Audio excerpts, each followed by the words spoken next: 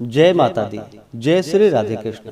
आप सभी का आपके अपने YouTube channel VK Mishra present में बहुत बहुत स्वागत है। आइए आज आप सब सुनेंगे आषाढ़ गुप्त नवरात्रि के दूसरे दिन दुर्गा सप्तशती पाठ में दूसरे और तीसरे अध्याय की कथा। सबसे पहले कवच अर्गला कीलक स्तोत्र का पाठ श्रवण करेंगे। इसके बाद फिर दूसरे और तीसरे अध्याय का कथा श्रवण करेंगे। तो बोलिए प्रेम से दुर्गा माता की जय, नव दुर्गा देवी की जय, सर्व देवी देवता की जय। ओम नमः शंडिकायै। मार्कंडेय ऋषि बोले कि हे पितामह, आप हमें कोई ऐसा परम गुप्त साधन बतलाइए जिसके द्वारा मनुष्य की सभी प्रकार से रक्षा हो और जो अभी तक आपने किसी को नहीं बतलाया हो। ब्रह्मा जी बोले कि हे विप्रवर, इस प्रकार का समाधान तो परम पवित्र एवं परम गुप्त देवी जी का कवच ही है। इसी से प्राणी मात्र का कल्याण एवं सब प्रकार की रक्षा होती है। उसे सुनिए। देवी जी की 9 मूर्तियों के नाम इस प्रकार है। पहला शैलपुत्री, दूसरा ब्रह्मचारिणी, तीसरा चंद्रघंटा, चौथा कुष्मांडा, पांचवा स्कंद माता, छठा कात्यायनी, सातवां कालरात्रि, आठवां महागौरी और नौवां सिद्धिदात्री। जो मनुष्य अग्नि में जल रहा हो, युद्ध भूमि में शत्रुओं के मध्य फंस गया हो अथवा घोर संकट से ग्रस्त हो, वह मनुष्य भगवती की शरण में पहुंच जाए तो उसके घोर से भी घोर संकट नष्ट हो जाते हैं। जो भक्ति भाव से देवी जी का स्मरण करते हैं, उनकी सभी प्रकार से उन्नति होती है। हे भगवती, जो भी आपका स्मरण करते हैं, निस्संदेह उनकी आप रक्षा करती हो। प्रेत की सवारी करने वाली चामुंडा देवी हैं। वाराही महिष पर, ऐन्द्री हाथी पर, वैष्णवी गरुड़ पर, माहेश्वरी बैल पर, कौमारी मोर पर और लक्ष्मी कमल के आसन पर विराजमान है। श्वेत रूप धारण करने वाली वृषभ के वाहन वाली ईश्वरी देवी हैं। हंस पर चढ़ी हुई सभी आभूषणों से विभूषित ब्राह्मी देवी हैं। इस प्रकार अनेक प्रकार के रत्नों से विभूषित सभी योग शक्तियों से संयुक्त ये सब माताएं हैं। सभी देवी क्रोध युक्त रथों पर सवार होकर दर्शन देती हैं। ये शंख, चक्र, गदा, शक्ति, हल, मूसल, खेटक, तोमर, परशु, पाश, कुंत, त्रिशूल, उत्तम, शांग, धनुष इत्यादि अस्त्र शस्त्र दैत्यों के शरीर नाश के लिए, भक्तों को अभय देने के लिए एवं देवताओं के हित के लिए धारण करती हैं।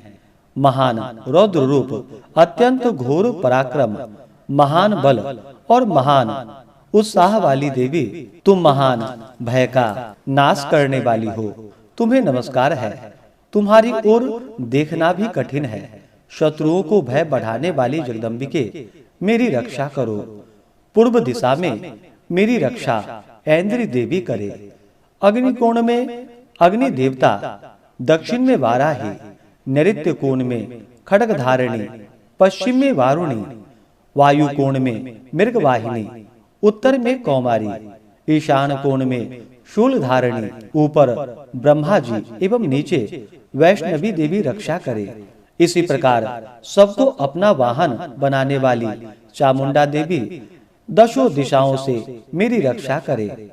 जया मेरे आगे की, विजया पीछे की, बाईं ओर अजिता, दाईं ओर अपराजिता रक्षा करे। उद्योतिनी मेरी शिखा की, उमा मेरे मस्तक पर विराज कर मस्तक की, मालाधरी मस्तक की, भौहें की यशस्विनी, भौहें के मध्य में त्रिनेत्रा, नासिकाओं की यमघंटा देवी, नेत्रों के मध्य में शंखिनी, कानों की द्वारवासिनी, कपोलों की कालिका, कानों के मूल देश की सांकरी मेरी रक्षा करे। नासिका की सुगंधा, ऊपर के ओठ की चर्चिका, नीचे के होठ की अमृत कला एवं जिह्वा की सरस्वती देवी रक्षा करे। दांतों की कौमारी, कंठ की चंडिका, गले की चित्र घंटा, तालु प्रदेश की महामाया रक्षा करे। चिबुक की कामाक्षी, वाणी की सर्वमंगला, ग्रीवा की भद्रकाली, पृष्ठ अस्थियों की धनुर्धरी रक्षा करे। कंठ के बाहर नील ग्रीवा, कंठ नली की नलकूबरी, दोनों स्कंधों की खड्गिनी एवं मेरी भुजाओं की वज्र धारणी रक्षा करे। दोनों हाथों की दंडनी, अंगुलियों की अंबिका, नाखूनों की शूलेश्वरी, कुक्षी की कुलेश्वरी रक्षा करे। स्तनों की महादेवी, मन की शोक विनाशिनी, हृदय की ललिता देवी, उदर की शूल धारिणी रक्षा करे। नाभि की कामिनी, गुप्त इंद्रियों की गुह्येश्वरी, लिंग की पूतना कामिका, गुदा की महिषवाहिनी रक्षा करे। कटी की भगवती, घुटनों की विंध्यवासिनी, जंघाओं की महाबली देवी रक्षा करे। गुल्फों की नारसिंही, पांव के तलुओं की तेजसी, पैरों की अंगुलियों की श्री देवी और पैर के तलुओं की अधस्थल वासिनी देवी रक्षा करे। नाखूनों और दांतों की कराली, केशों की उधर्भ केशिनी, रोम छिद्रों की कौबेदी और त्वचा की वागीश्वरी देवी रक्षा करे। रक्त, मज्जा, वसा, मांस, अस्थियों एवं मेदे की पार्वती, अतरियों की कालरात्रि, पित्त की मुकुटेश्वरी रक्षा करे। पद्मावती, कफ की चूड़ामणि नाखूनों की, तेज की ज्वालामुखी, सभी संधियों की अवेद्या देवी रक्षा करे। हे ब्रह्मा जी, आप मेरे वीर की रक्षा करे। छाया की छत्रेश्वरी और मन बुद्धि अहंकार की धर्म धारिणी रक्षा करे। प्राणों की कल्याण शोभना और शब्द, स्पर्श, रूप, रस, गंध, इन 5 इंद्रियों की योगिनी, सत्व, रज, तम की नारायणी सर्वदा रक्षा करे। आयु की वाराही, धर्म की वैष्णवी, यश एवं कीर्ति की लक्ष्मी तथा धन विद्या की चक्रिणी रक्षा करे। इंद्राणी मेरे गोत्र की, चंडिका मेरे पशुओं की, महालक्ष्मी मेरे पुत्रों की, भैरवी भार्या की रक्षा करे। मेरे पथ की सुपथा, मार्ग की क्षेमकरी, राजा के दरबार में महालक्ष्मी एवं सभी दिशाओं में स्थित होकर विजया मेरी रक्षा करे। और जो भी स्थान कवच में नहीं आए और जो आरक्षित हैं, उन स्थानों की पापनाशिनी जयंती देवी रक्षा करे। मनुष्य यदि अपना मंगल चाहता है तो एक कदम बिना कवच के कहीं न जाए। कवच से नित्य रक्षित मनुष्य जहाँ-जहाँ भी जाता है, वहीं से उसे धन का लाभ तथा सभी कामनाओं की सिद्धि प्राप्त होती है। पृथ्वी पर उस पुरुष को ऐश्वर्य एवं अतुल संपत्ति प्राप्त होती है। वह मनुष्य निर्भय हो जाता है। युद्ध भूमि में कोई भी उसे नहीं जीत सकता। त्रिलोक भर में वह पूजा जाता है। यह देवी कवच देवताओं को दुर्लभ है। इसका अत्यंत श्रद्धा के साथ सावधान होकर जो तीनों संध्याओं में नित्य पढ़ लेता है, उसे देवी कला प्राप्त होती है। कोई भी उसे तीनों लोकों में पराजित नहीं कर सकता है। उसे अकाल मृत्यु नहीं आती है। वह 100 वर्ष से भी अधिक आयु प्राप्त करता है। यह कवच उसका तेज, यश और कीर्ति बढ़ा देता है। चंडी पाठ करने वाला पहले कवच का पाठ कर लेवे। जब तक पर्वत, वन काननों के साथ-साथ यह पृथ्वी टिकी हुई है, तब तक ऐसे पुरुष की संतति इस पृथ्वी पर टिकी रहती है। कवच के पाठ करने वाले का देहांत होने पर महामाया की कृपा से देवी दुर्लभ परम स्थान की प्राप्ति होती है। सुंदर रूप को पाकर वह सदाशिव के साथ आनंद प्राप्त करता है। इस प्रकार से देवी कवच का पाठ पूर्ण हुआ। तो बोलिए प्रेम से दुर्गा माता की जय। अब अर्गला स्तोत्र का पाठ श्रवण करते हैं। श्री मार्कंडेय जी बोले, जयंती, मंगला, काली, भद्रकाली, कपालिनी, दुर्गा, क्षमा, शिवा, धात्री, स्वाहा और स्वधा आदि देवियों को मेरा नमस्कार हो। हे चामुंडा देवी, समस्त प्राणियों के दुख निवारण करने वाली आपकी जय हो। सर्वव्यापक देवी कालरात्रि आपकी जय हो। मधु तथा कैटभ दैत्यों का दलन करने वाली, ब्रह्मा जी को वर देने वाली आपको नमस्कार हो।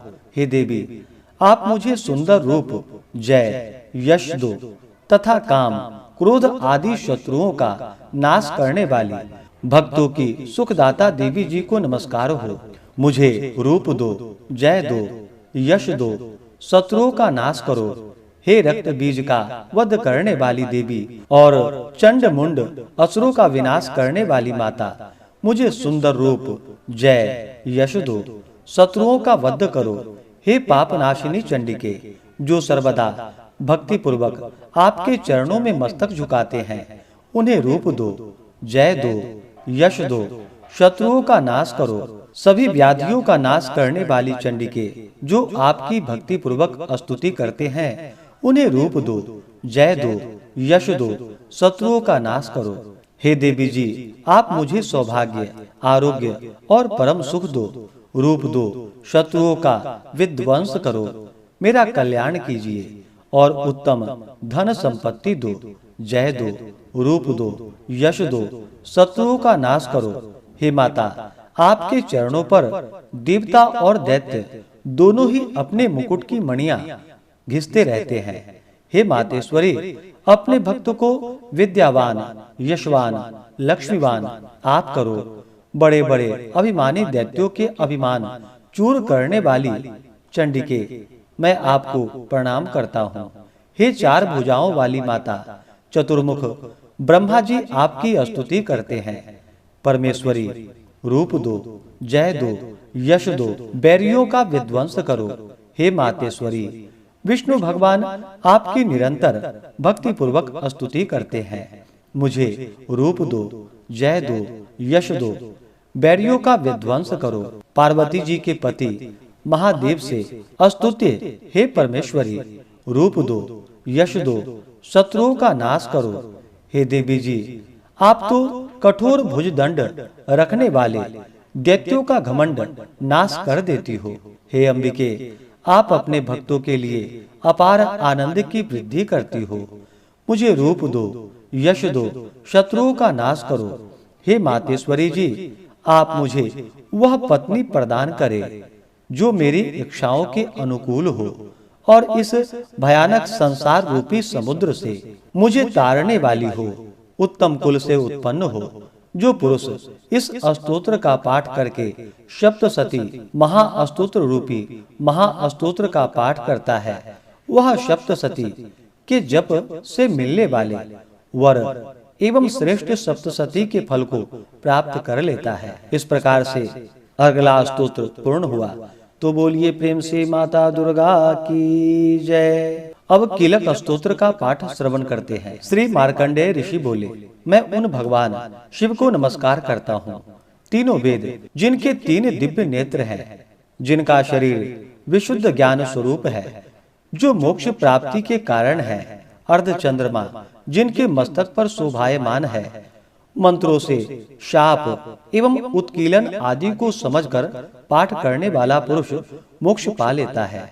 अतः इसका ज्ञान होना आवश्यक है। सब उच्चाटनादिनी वस्तुएं स्तोत्र पाठ करके सिद्ध होती है, तथापि जो अन्य मंत्रों का जप न करके केवल इस सप्तशती के पाठ मात्र से स्तुति करते हैं, उन्हें देवी जी सिद्ध हो जाती है। उच्चाटनादिक प्रयोगों में उन पुरुषों के मंत्र, औषधि आदि किसी अन्य साधन की आवश्यकता नहीं पड़ती।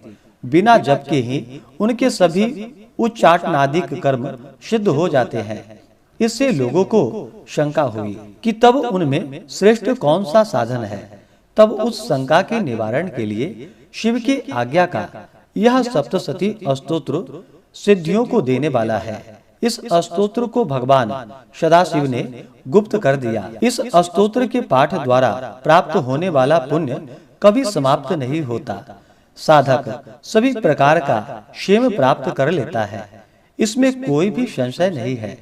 कृष्ण पक्ष की चतुर्दशी अथवा अष्टमी के दिन एकाग्र होकर जो अपना सब कुछ भगवती को अर्पण करता है और फिर प्रसाद रूपेण ग्रहण कर लेता है, उस पर भगवती प्रसन्न होती हैं, अन्यथा नहीं।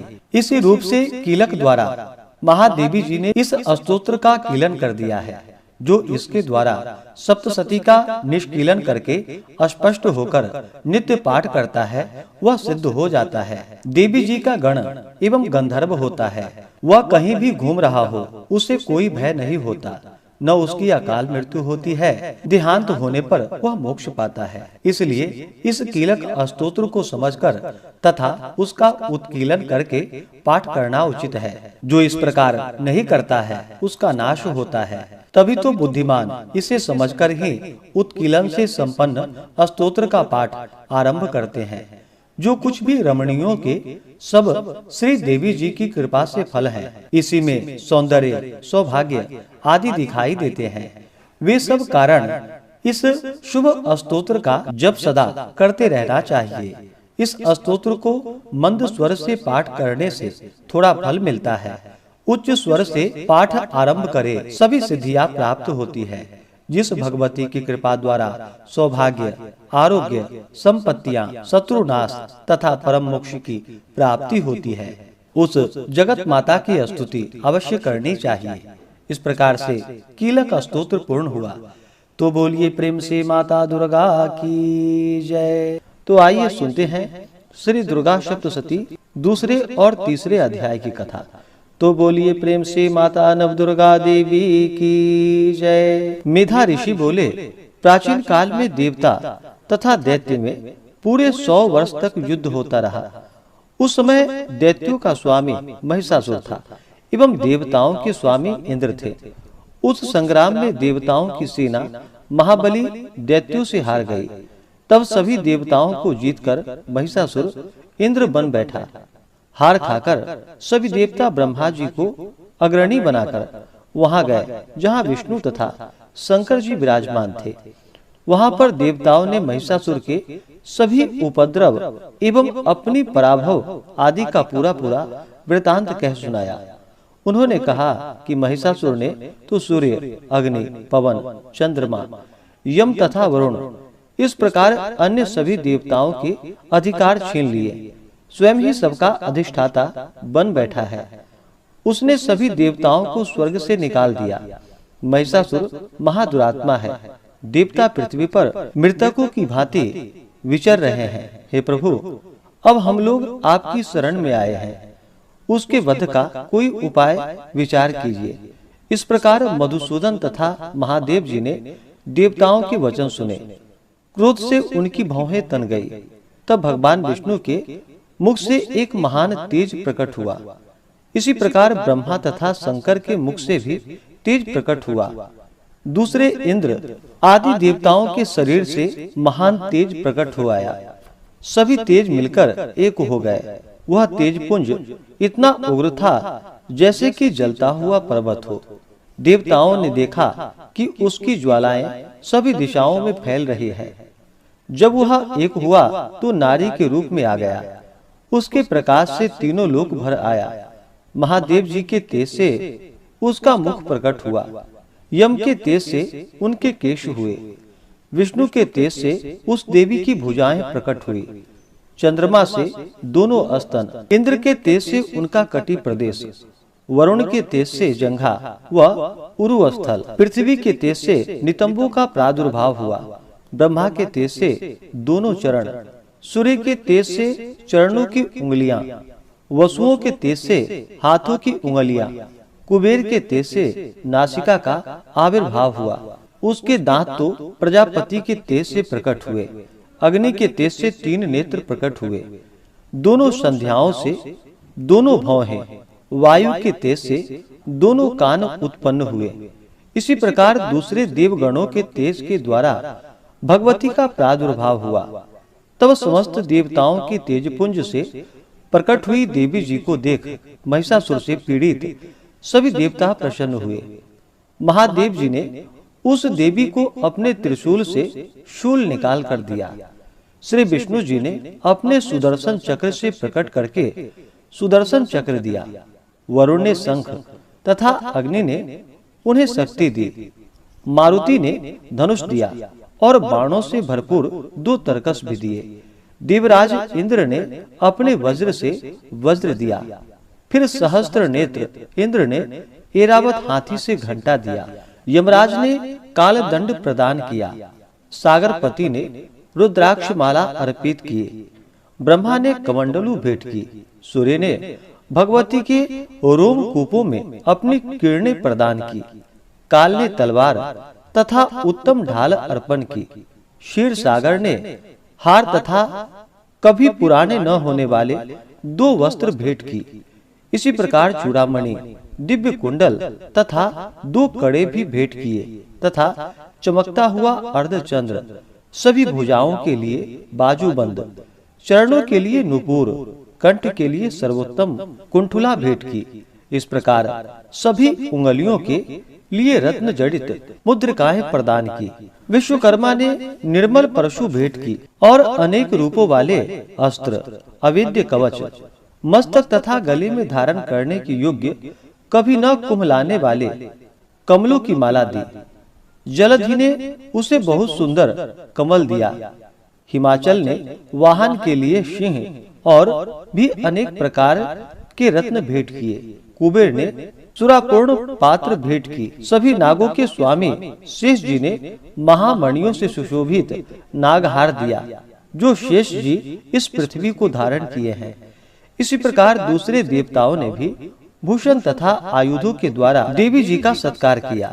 तब तो भगवती ने अट्टहास करके ऊंचे स्वर से गर्जना की। उसके भयानक नाद से सारा आकाश भर गया। तब देवगण प्रसन्न होकर उस सिंह वाहिनी देवी का जय जयकार करने लगे। मुनियों ने भक्ति भाव से नर्म होकर देवी जी की स्तुति की। इधर देवताओं के शत्रुओं ने जब सारे त्रिलोक को क्षोभग्रस्त देखा, तब तो वे अपनी सारी सेना को कवच आदि से तैयार कराकर अस्त्र शस्त्र लेकर झट उठ खड़े हुए। महिषासुर क्रोध में आकर बोला, अरे यह क्या हो रहा है? इतना कहकर सभी दैत्यों के साथ गिरकर उस सिंहनाद की ओर भागा। वहां जाकर उसने तीनों लोकों को अपने तेज से प्रकाशित करती हुई देवी को देखा, जिस देवी के चरणों के भार से पृथ्वी दबी जा रही थी। माथे के किरीट मुकुट से आकाश पर रेखाएं पड़ती जा रही थी। उसके धनुष की टंकार से 7 पाताल क्षोभग्रस्त थे। हजारों भुजाओं से सभी दिशाओं को ढांपकर देवी खड़ी हुई थी। उन देवी जी के साथ उन दैत्यों का युद्ध आरंभ हो गया। नाना प्रकार के अस्त्रों शस्त्रों का प्रहार करने लगे। उनसे सभी दिशाएं भर गई। महिषासुर का सेनापति उस समय शिक्षुर नामक एक महान दैत्य था।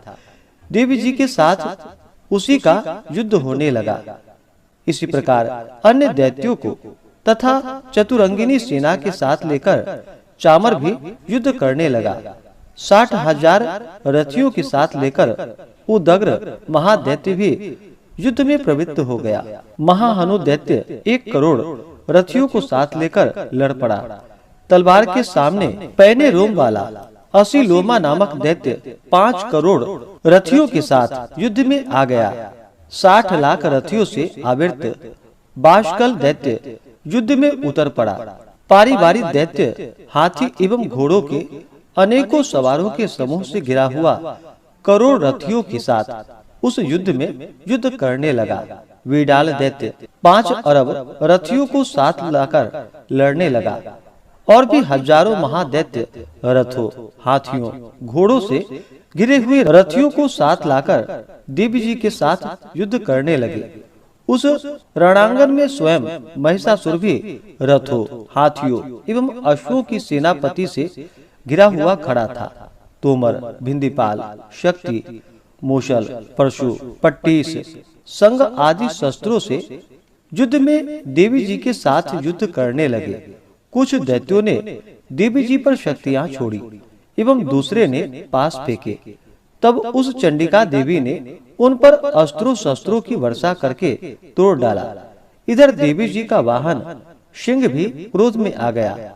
अपनी गर्दन के बाल हिलाता हुआ दैत्यों की सेना में इस प्रकार घूमने लगा जैसे कि वन में अग्नि फैलती जा रही हो।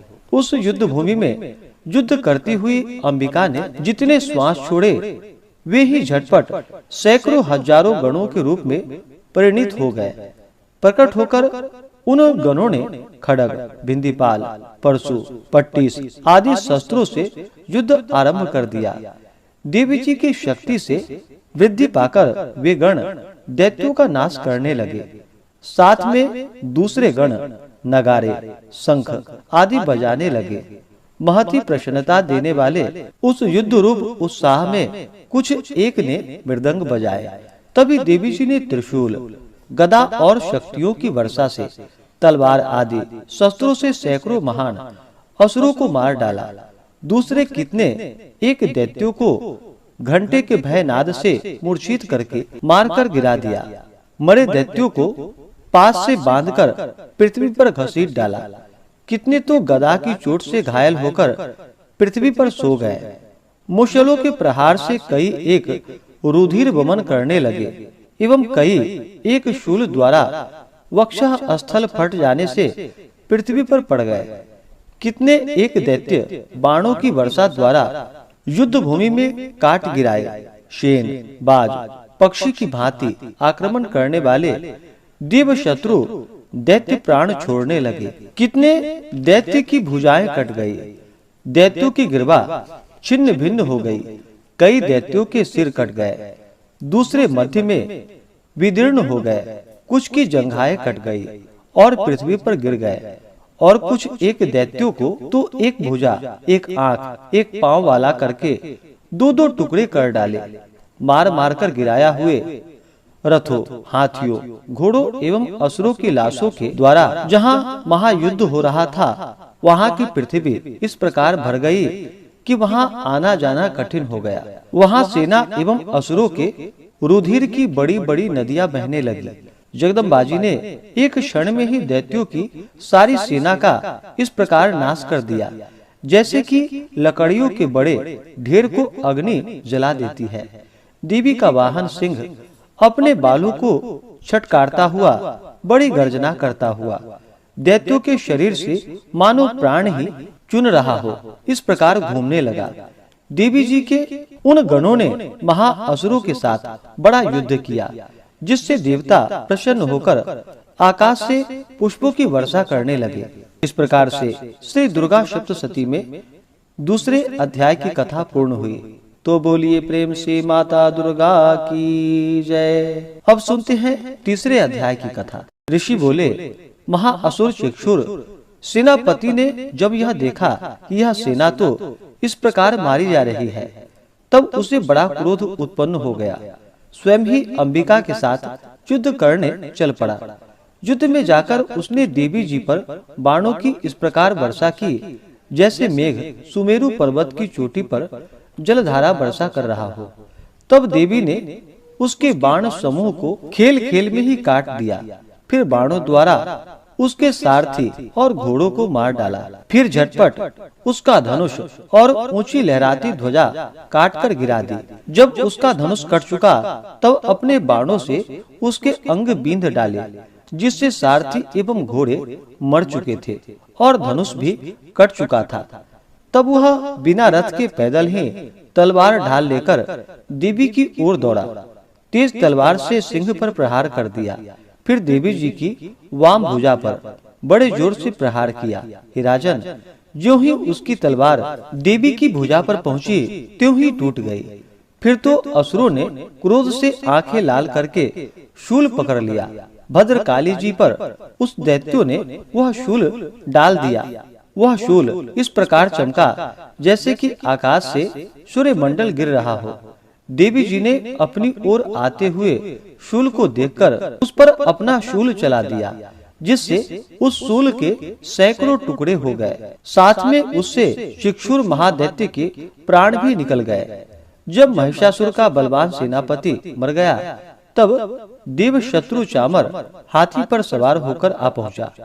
आते ही उसने अंबिका देवी पर शक्ति का प्रहार कर दिया। श्री देवी जी ने हुंकार द्वारा ही मारकर तेजहीन कर उसे नीचे गिरा दिया। अपनी शक्ति को गिरा हुआ देखकर चामर को बड़ा क्रोध आ गया। उसने शूल का प्रहार कर दिया। शूल को भी देवी जी ने बाणों द्वारा टुकड़े टुकड़े कर डाले। तब सिंह भी उछलकर हाथी के मस्तक पर चढ़ बैठा। तब फिर दैत्यों के साथ भुजा युद्ध करने लगा। वे दोनों परस्पर लड़ते लड़ते उस हाथी से नीचे पृथ्वी पर आ गए। भयंकर प्रहारों से परस्पर युद्ध करने लगे। तब बड़े वेग से सिंह ऊपर को उछला। ऊपर आकाश से नीचे की ओर गिरते गिरते पंजों के प्रहार से दैत्य चामर का सिर धड़ से पृथक कर डाला। देवी जी ने शिला एवं वृक्ष आदि से युद्ध में उदग्र को मार डाला। फिर कराल को भी दांतों, मुक्कों एवं थप्पड़ों के प्रहार से मार गिराया। क्रोध परिपूर्ण देवी ने गदा की चोटों से उद्धत को चूर चूर कर दिया। बिंदीपाल शस्त्र द्वारा, बाष्कल बाणों द्वारा अंधक एवं ताम्र को यमधाम शीघ्र भेज दिया।